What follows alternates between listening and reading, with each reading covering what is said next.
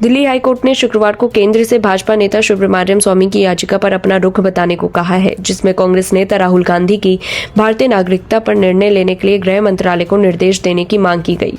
High court के acting chief justice विभू बाकरू और justice Tushar Rao Gedela की पीठ कहा कि मामले पर कोई भी आदेश पारित करने से पहले अदालत केंद्र सरकार का रुख जानना चाहती है। पीठ ने कहा कि हम कोई भी आदेश पारित करने से पहले राज्य के वकील की सहायता लेना चाहते हैं। कोर्ट जो शुरू में याचिका पर नोटिस जारी करने के लिए इच्छुक थी, उसको केंद्र के प्रॉक्सी वकील ने बताया कि मामले में पहले सरकार का प्रतिनिधित्व करने वाले वकील को वरिष्ठ अधिवक्ता के रूप में नामित किया गया था, इसलिए उन्होंने मामले में नए वकील को शामिल करने के लिए कुछ समय मांगा। स्वामी ने जब कोर्ट से उनकी याचिका पर नोटिस जारी करने का आग्रह किया तो पीठ ने कहा कि हम देखेंगे कि उनका रुख क्या है और फिर हम चाहेंगे तो उनसे जवाब मांगेंगे। पीठ ने सुनवाई 13 जनवरी 2025 के लिए स्थगित कर दी। अधिवक्ता सत्य सभरवाल द्वारा दायर स्वामी की याचिका में कहा गया है कि 6 अगस्त 2019 को मंत्रालय को एक पत्र भेजा गया था, जिसमें आरोप लगाया गया था कि गांधी ने ब्रिटिश सरकार के सामने स्वेच्छा से खुलासा किया था कि वे ब्रिटिश राष्ट्रीयता के नागरिक हैं, जो ब्रिटिश पासपोर्ट रखने के बराबर है। स्वामी ने कहा कि कांग्रेस नेता ने भारतीय नागरिक होते हुए भी संविधान के अनुच्छेद 9 तथा भारतीय नागरिकता अधिनियम का उल्लंघन किया और अब वे भारतीय नागरिक नहीं रहेंगे।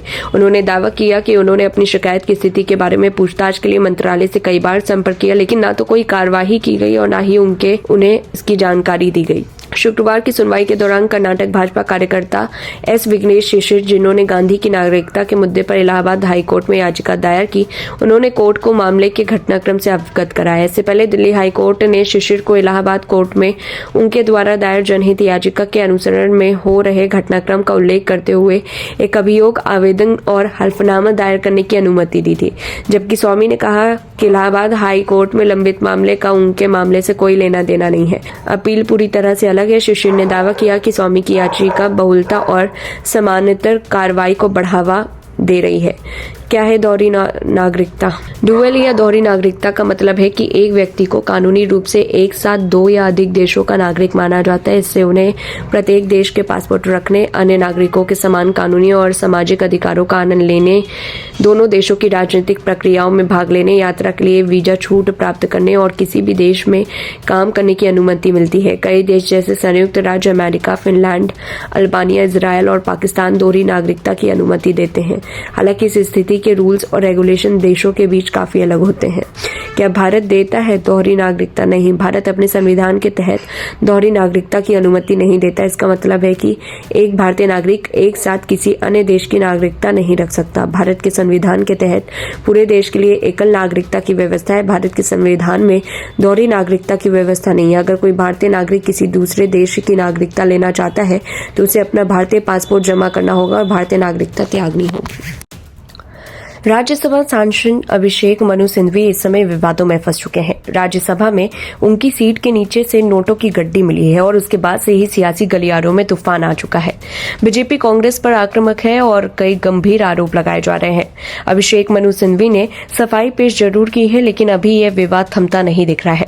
इसी बीच सभी के मन में सवाल आ रहा है कि आखिर अभिषेक मनु सिंघवी की नेट वर्थ कितनी होगी। अब जानकारी के लिए बता दें कि कांग्रेस नेता अभिषेक मनु सिंघवी ने जब राज्यसभा चुनाव के लिए नामांकन किया था, तब उनकी तरफ से अपने नामांकन पत्र में बताया गया था कि आखिर उनके पास कितनी संपत्ति है। उस एफिडेविट के मुताबिक सिंघवी की नेटवर्थ 360 करोड़ रुपए है। वहीं 2021 से 22 में यह आंकड़ा 291 करोड़ दर्ज किया गया था। वहीं अभिषेक मनु सिंघवी की पत्नी अनीता सिंघवी के पास भी 11.42 करोड़ की संपत्ति है। वैसे यह तो आधिकारिक आंकड़े हैं। कुछ रिपोर्ट्स दावा करती हैं कि सिंघवी की असल संपत्ति इससे कई ज्यादा है। उन रिपोर्ट्स के मुताबिक सिंघवी के पास 649 करोड़ रुपए की संपत्ति है और कई करोड़ रुपए उनके बैंक अकाउंट में है। इसके ऊपर 368 करोड़ रुपए उन्होंने शेयर और बॉन्ड में निवेश कर रखे हैं। बीजेपी तो एक बार आरोप लगा चुकी है कि 2006 में सिंघवी की संपत्ति 77.67 करोड़ थी, जो अब 1921 करोड़ पहुंच चुकी है, यानी कि 2374% का इजाफा। वैसे बड़ी बात यह है कि एक नेता से पहले अभिषेक मनु सिंघवी वकील हैं, जो पिछले 40 सालों से प्रैक्टिस कर रहे हैं। ऐसा बताया जाता है कि वे अपने एक क्लाइंट से 6 से 11 लाख रुपए लेते हैं। यह अमाउंट भी कोर्ट में एक बार पेश होने की होती है, लेकिन इस समय यह दिग्गज वकील बड़े मामले में फंस चुके हैं। उनकी राज्यसभा सीट के नीचे से पैसों की गड्ढे मिलना काफी गंभीर मुद्दा बन चुका है। राज्यसभा के सभापति जगदीप धनखड़ ने कहा कि मैं सदस्यों को जानकारी देना चाहता हूं कि कल सदन की कार्रवाई स्थगित होने के बाद नियमित जांच के दौरान सुरक्षा अधिकारियों ने सीट संख्या 222 से नोटों की एक गड्डी बरामद की। यह सीट वर्तमान में तेलंगाना राज्य से निर्वाचित अभिषेक मनु सिंघवी को आवंटित है। यह मामला मेरे संज्ञान में लाया गया और मैंने सुनिश्चित किया कि जांच हो और यह चल रही है। इस मामले पर अब भारतीय जनता पार्टी विपक्ष पर हमलावर है। संसदीय कार्य मंत्री किरेन रिजिजू ने कहा, नियमित प्रोटोकॉल के अनुसार सदन की कार्यवाही को खत्म करने के लिए एंटी सैबोटेज टीम ने सीटों की जांच की। जांच के दौरान ही नोट बरामद किए गए हैं और सीट नंबर को डिक्रिप्ट किया गया है और सदस्यों ने उस दिन साइन भी किए। मुझे समझ में नहीं आता कि इस बात पर आपत्ति क्यों होनी चाहिए कि अध्यक्ष को सदस्य का नाम नहीं लेना चाहिए। अध्यक्ष ने सीट नंबर और उस विशेष सीट नंबर पर बैठने वाले सदस्य का सही नाम बताया है। इसमें क्या गलत है? इस पर आपत्ति क्यों होनी चाहिए?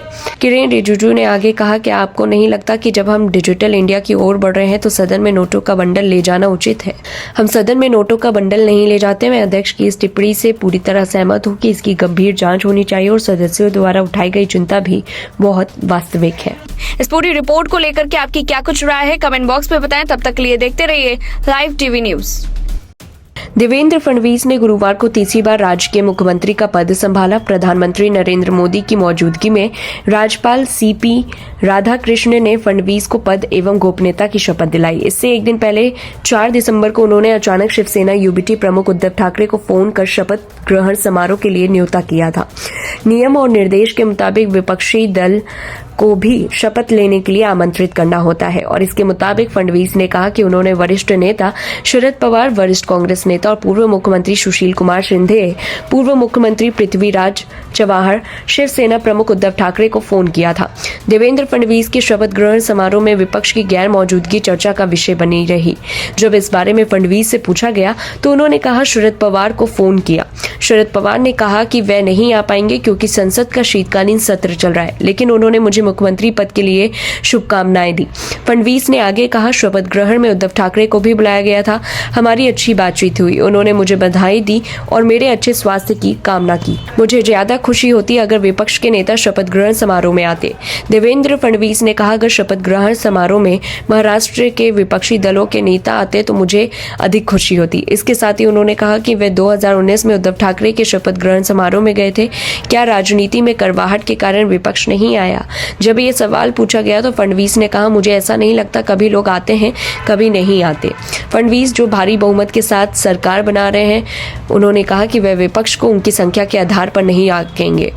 उन्होंने न्यूज 18 से इंटरव्यू में कहा, मैं उनकी समस्याओं को भी सुनूंगा। फडणवीस ने कहा कि पिछले 5 साल चुनौतियों से भरे थे। 2019 में जनादेश मिलने के बाद भी उद्धव ठाकरे जी ने हमें धोखा दिया। हमने 2.5 साल तक लड़ाई लड़ी और उस समय हमारे सभी सहयोगी हमारे साथ रहे। मैंने कभी किसी पोस्टिंग के लिए पैसे नहीं लिए और मेरे सभी के साथ अच्छे संबंध हैं। लोकसभा चुनाव में बीजेपी की अगुवाई वाले महायुति के खराब प्रदर्शन के बाद फडणवीस निशाने पर आ गए।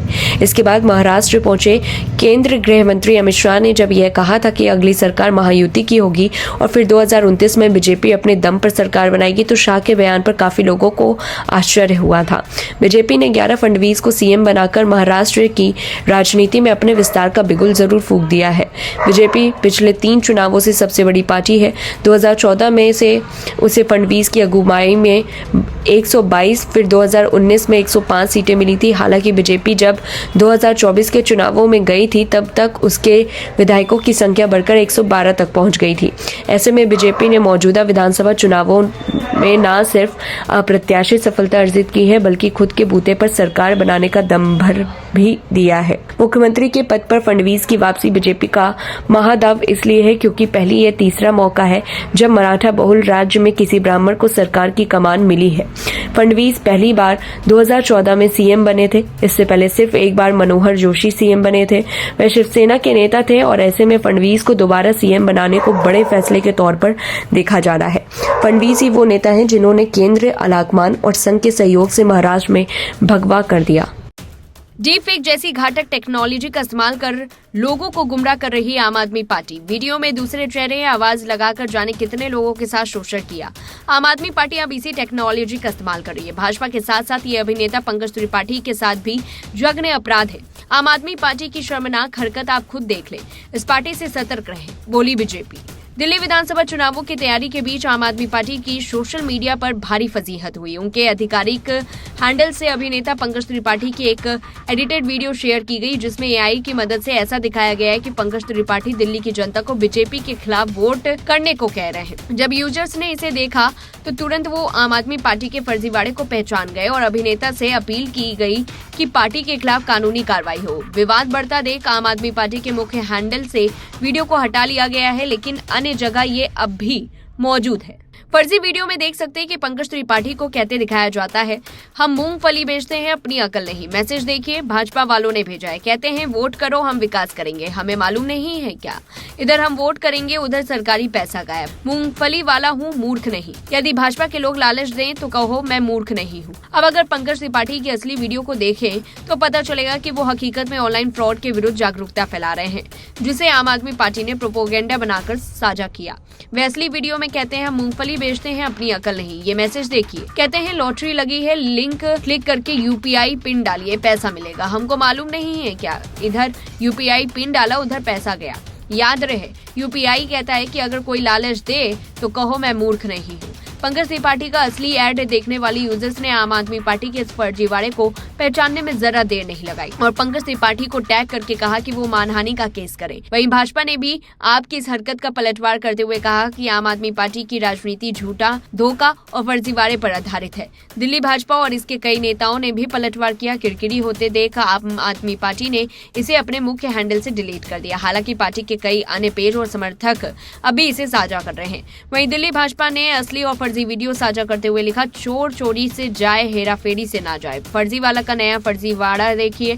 यूं तो केजरीवाल और आम आदमी पार्टी की पूरी राजनीति का आधार ही झूठ, झांसा, प्रचार, भ्रष्टाचार और फर्जीवाड़े पर है, लेकिन अब चुनाव आते ही फर्जीवाड़े का अलग स्तर दिखने लगा है। 10 साल में दिल्ली के लिए जो कुछ ना करा जा सके, उसके पास डीप फेक वीडियो का ही सहारा बचा है।